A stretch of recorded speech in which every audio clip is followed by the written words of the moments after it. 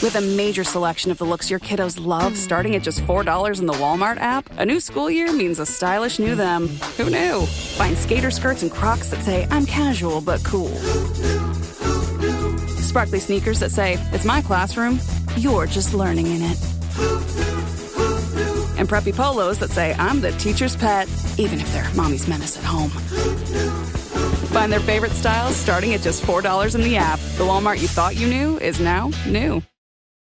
This episode is brought to you by Nespresso and Samra Origins by the Weekend Coffee Collection.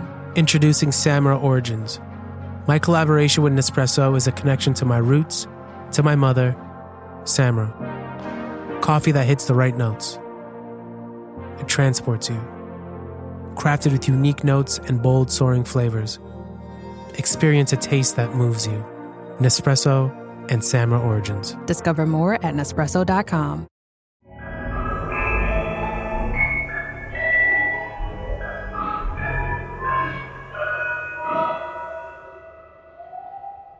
Fala pessoal, aqui quem fala é o Fernando, o apresentador do podcast Receios Obscuros, e esse é o nosso episódio de número 19 do Receios do Além. Uma novidade, lá no meu podcast, o Receios Obscuros, agora teremos 2 episódios por semana, sendo um na segunda-feira de manhã e o outro na quinta-feira de manhã. Então, se você está ouvindo esse episódio aqui do Receios do Além, entre lá no meu podcast, o Receios Obscuros, que vai ter um episódio novo, fresquinho, esperando por vocês. Enviem os seus relatos aqui para o e-mail receisdoalém@gmail.com e vamos para o episódio de hoje. Relato Garfanhoto. A pessoa preferiu não se identificar. Olá. Segue o relato sobre o avistamento de uma criatura. Isso aconteceu em 2009 ou 2010. Não me recordo exatamente. Na época eu estava na faculdade. Fazia parte de um grupo de estudos e costumávamos nos reunir na casa de um amigo que morava perto da faculdade, umas 2 vezes por semana para resolver listas de exercícios e estudar. Era uma faculdade de engenharia. Geralmente eu não saía muito tarde, pois a volta para casa era razoavelmente longa, cerca de 30 a 40 minutos fora do horário de pico. Em um determinado dia, ficamos estudando até umas 10h30 da noite e ainda pedimos uma pizza depois. Acabei saindo de lá por volta das 1h da manhã. Na volta para casa, dirigindo o meu Celtinha, guerreiro da época, eu passava por uma avenida meio deserta que cortava uma reserva. Havia mata fechada dos 2 lados e, inclusive, uma área de treinamento militar. Em um trecho específico, essa avenida continuava em linha reta, mas eu precisava virar à direita para ir para casa. Foi nesse exato momento, enquanto estava prestes a virar, que vi algo muito estranho andando no meio da pista, no trecho que continuava reto. A criatura estava a uns 50 metros depois da entrada que eu precisava pegar. Fui virando o carro devagar, mas sem parar, e continuei olhando pela janela do motorista, quase sem prestar atenção na estrada à frente. Era uma criatura meio humanoide, que andava com os 4 membros tocando o chão. Só que os membros de trás, as pernas no caso, eram viradas para trás, como os de um grilo ou garfanhoto, ou como se o joelho dobrasse para dentro. Estava usando uma espécie de trapos velhos como roupa, algo como pedaços de pano em volta do corpo. Ela atravessava a pista se movendo de maneira meio desengonçada. Era muito, muito estranho. Não consegui ver detalhes do rosto, mas tinha um formato humanoide, cabeça, tronco e 4 membros. Continuei virando o carro na bifurcação à direita, e logo os faróis não iluminavam mais a criatura. Fui devagar, mas não parei. Depois, olhei para a frente e acelerei o máximo possível para chegar em casa. Algum tempo atrás, postei essa história no Reddit em inglês e algumas pessoas de diferentes partes do mundo disseram já terem visto algo parecido. Uma delas até levantou a hipótese de ser apenas uma pessoa com má formação nas pernas. Mas, veja bem, 2 da manhã, numa área onde nem residências existem, no mínimo estranho. Cheguei em casa tão nervoso que mal consegui abrir o portão da garagem, com as mãos tremendo. Enfim, foi algo que vi apenas uma vez. Muito obrigado pelo seu relato. Considerando a situação que não era uma pessoa com alguma deformidade e fosse algo de fato sobrenatural, é uma situação de dar arrepios, né? Porque dá até nervoso pensar o joelho dobrado para dentro, né?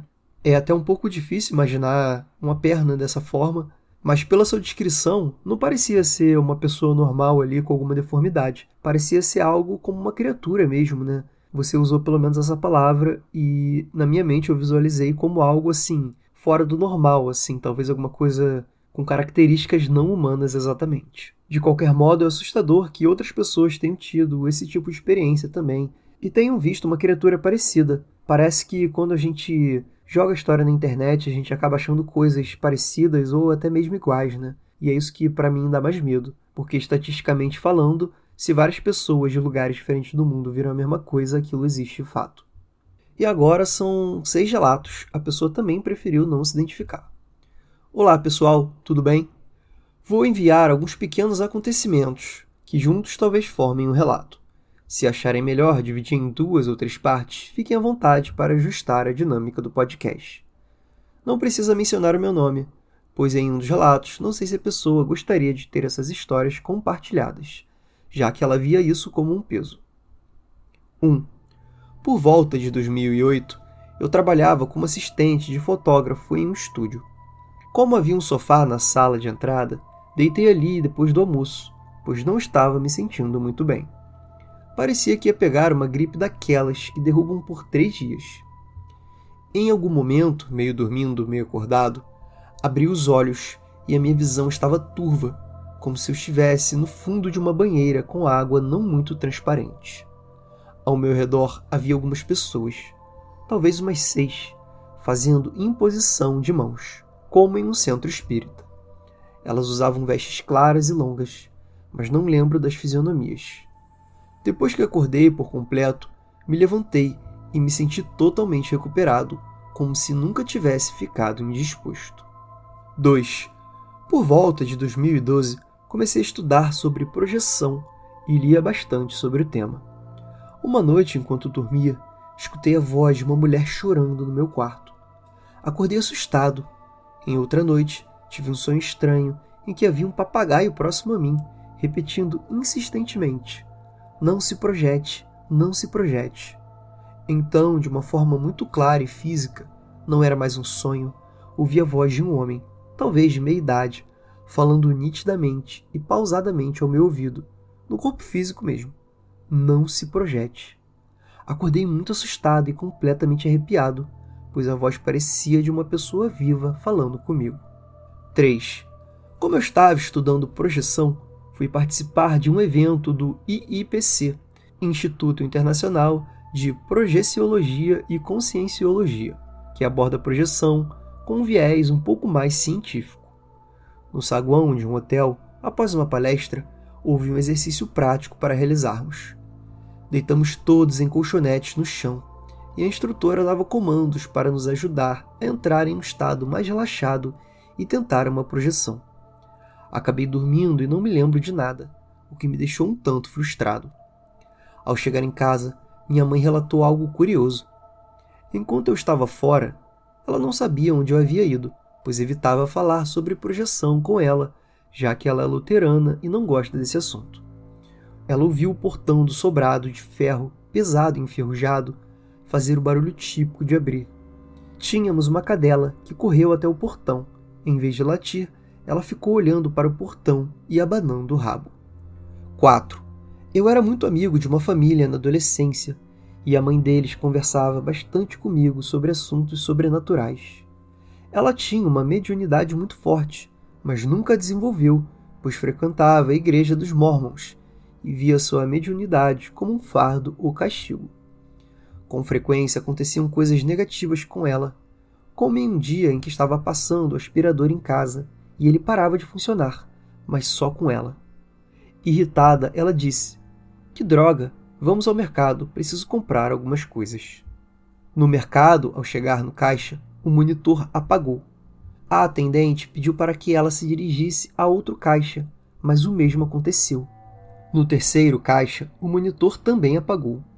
Já acostumada com esses eventos, ela largou as compras no balcão e foi embora. Apesar disso, a família a respeitava muito, pois ela recebia avisos premonitórios.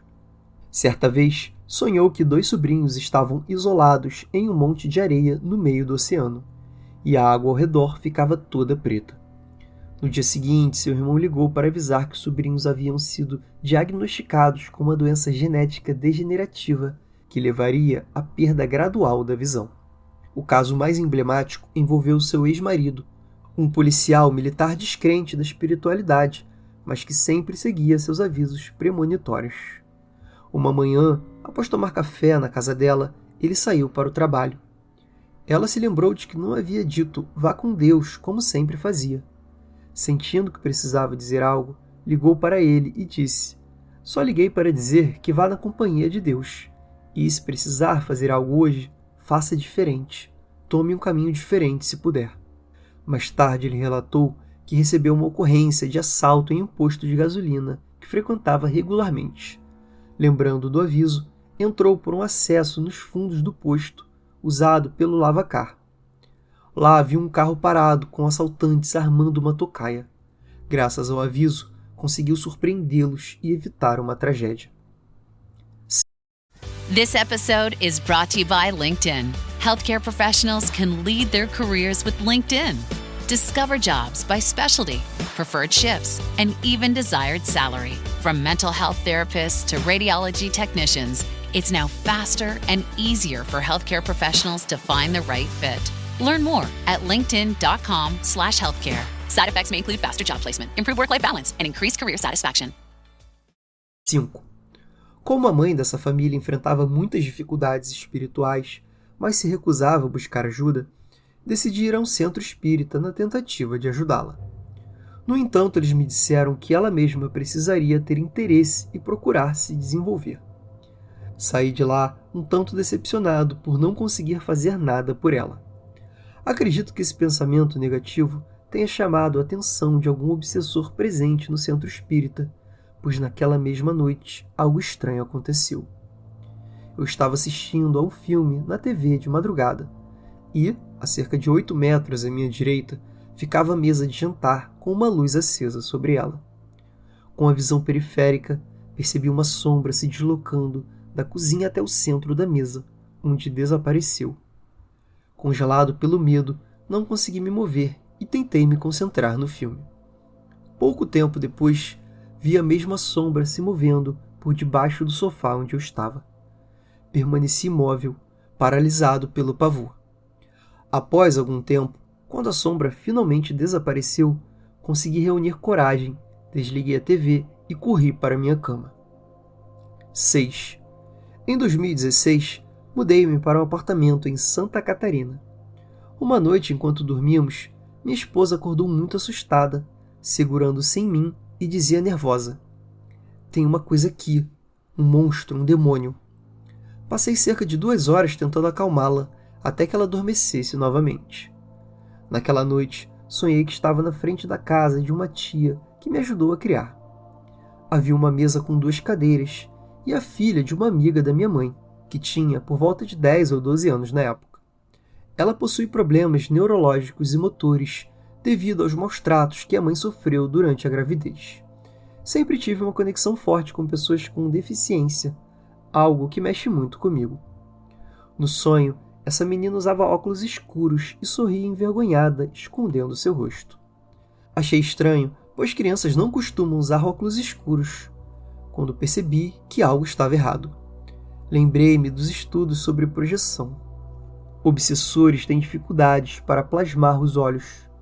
Naquele momento, percebi que não era ela, mas um obsessor tentando se passar pela menina, aproveitando minha conexão emocional. Tornei-me consciente de que estava fora do corpo e fiquei muito eufórico. Pensei em voar, mas no instante em que tive essa ideia, senti o meu corpo sendo puxado de volta. Foi como uma sensação de frio na barriga em uma montanha-russa. Voltei para o meu corpo físico exatamente na posição que estava dormindo e acordei. Grande abraço. Então, muito obrigado pelos seus 6 relatos. Teve bastante assunto aí que você enviou nessas histórias. Achei bem interessantes suas experiências com projeção astral, ao mesmo tempo que causa curiosidade, também tem certos riscos, né?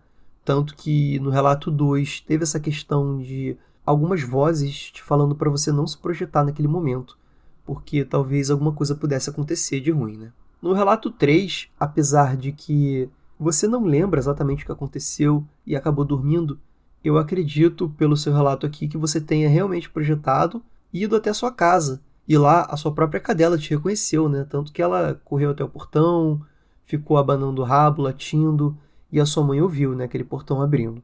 O último relato, sobre a filha da amiga da sua mãe, eu fiquei com bastante medo dele.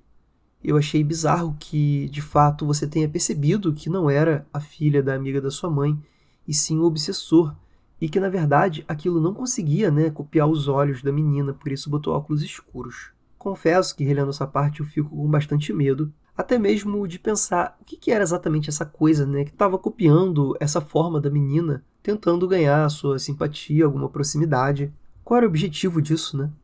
E, gente, esse foi o episódio de hoje. Espero que vocês tenham gostado. Não se esqueçam que agora lá no Receios Obscuros tem 2 episódios por semana. Então, quem estiver ouvindo esse episódio aqui pode correr lá no Receios Obscuros, que vai ter um episódio novo para vocês ouvirem. E peço também que enviem seus relatos aqui no receisdoalém@gmail.com. Um beijo a todos e até o próximo episódio.